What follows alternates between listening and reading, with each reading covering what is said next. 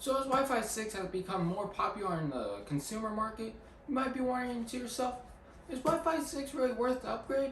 Well, in this video, I'm going to be explaining and telling you guys about Wi-Fi 6.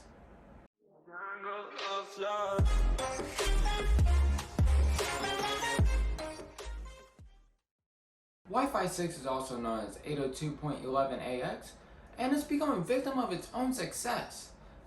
More people are starting to get more devices that have to be connected to the internet, as little as a smart home thermostat you might buy for your house. As we all gather together and connect our devices to the internet, such as your smartphone, maybe your laptop, computer, maybe even your thermostat.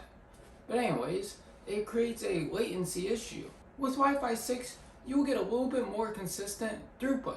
The 802.11 wireless series constantly changes in a few places, such as the modulation scheme, spatial streams, and channel bonding. So first off, let's talk about modulation. Modulation is the process of shaping analog waves to send data, and that wave is defined by a frequency, where the amplitude and phase are altered to indicate unique bits of information.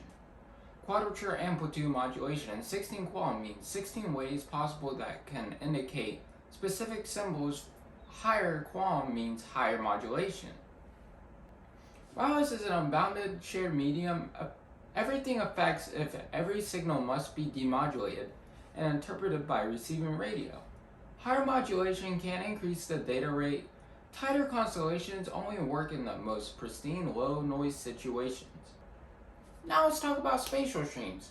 MIMO is where a single access point can use multiple radio chains to send and receive data, but very few clients have more than one or two antennas. The real bonus comes from my Sammy MIMO, where multiple streams connect with multiple users simultaneously. But it only works if there is enough spatial diversity. The physical distance between the clients, which is also difficult to achieve in high density scenarios. So let's talk about the last common improvement, and that is channel bonding. The 5 GHz band offers 25 non-overlapping channels.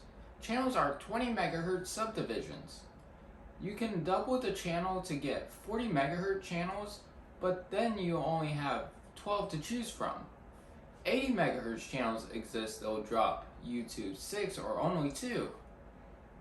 If you want to max out the 160 MHz, channel bonding reduces the number of available channels. Enterprise developments are using multiple APs to get proper coverage, so they'll need the maximum